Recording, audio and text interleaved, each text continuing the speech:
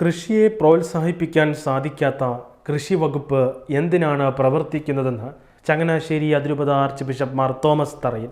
കത്തോലിക്ക കോൺഗ്രസ് ചങ്ങനാശ്ശേരി അതിരൂപത സമിതിയുടെ നേതൃത്വത്തിൽ നെല്ല് സംഭരണത്തിൽ ഇടനിലക്കാരുടെ കടന്നുകയറ്റം ഒഴിവാക്കുക, സംഭരിച്ച നെല്ലിന്റെ പ്രതിഫലം ഒരു മാസത്തിനുള്ളിൽ കർഷകരുടെ അക്കൗണ്ടിൽ എത്തിക്കുക എന്നീ ആവശ്യങ്ങൾ ഉന്നയിച്ച് ചങ്ങനാശ്ശേരി KSRTC ബസ് സ്റ്റാൻഡിന് സമീപം സംഘടിപ്പിച്ച സായാഹ്ന ധർണ ഉദ്ഘാടനം ചെയ്ത് പ്രസംഗിക്കുകയായിരുന്നു അദ്ദേഹം.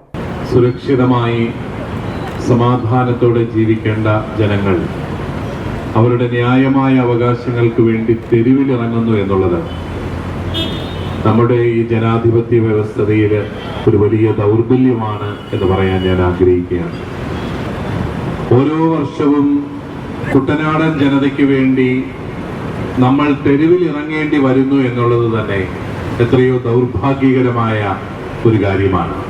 കഷ്ടപ്പെട്ട് കൃഷി ഇറക്കുന്ന കർഷകന് അവന്റെ വിളവിന് വില കൊടുക്കാൻ സാധിക്കുന്നില്ല, അത് നീതിപൂർണമായിട്ട് സംഭരിക്കാൻ സാധിക്കുന്നില്ല എന്നൊക്കെയുള്ളത് വളരെ ദൗർഭാഗ്യകരമായ ഒരു കാര്യമാണ്.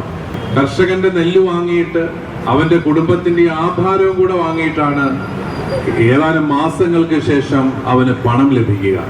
എത്രമാത്രം അനീതിപരമായ ഒരു സാഹചര്യമാണത്. നമുക്ക് കർഷകന് വേണ്ടി സംസാരിക്കാനായിട്ട് സാധിക്കുന്നില്ലെങ്കിൽ എങ്ങനെ ഒരു നാടിന് നിലനിൽക്കാനായിട്ടാവും? കൃഷി കൊണ്ട് ജീവിക്കാനാവാതെ ഈ ജനതയ്ക്ക് എല്ലാവർക്കും വൈറ്റ് കോളർ ജോലി മാത്രം ചെയ്ത് ജീവിക്കാനായിട്ട് സാധിക്കുമോ? അവിടെയാണ് ഈ കൃഷി ചെയ്യാനായിട്ട് മനുഷ്യനെ പ്രോത്സാഹിപ്പിക്കേണ്ട ഒരു പ്രത്യേകമായ ദൗത്യം സർക്കാരിനുണ്ട് എന്നുള്ളത് നമ്മളെല്ലാവരും മനസ്സിലാക്കണം.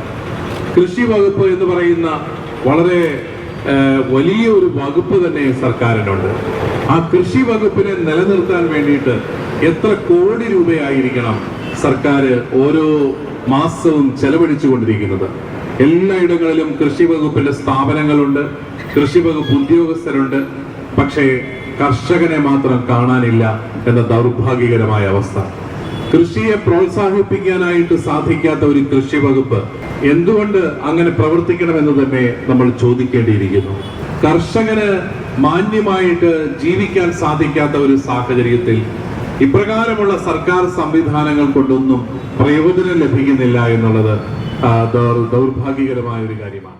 അടിസ്ഥാന മേഖലയിൽ തൊഴിൽ ചെയ്യുന്ന കർഷകരെ അവരുടെ ന്യായമായ അവകാശങ്ങൾക്കായി സമരം ചെയ്യേണ്ട അവസ്ഥയിലേക്ക് സർക്കാർ വലിച്ചിഴക്കുകയാണെന്നും ഇതൊരു ജനാധിപത്യ സർക്കാരിന് ഭൂഷണമല്ലെന്നും അദ്ദേഹം പറഞ്ഞു.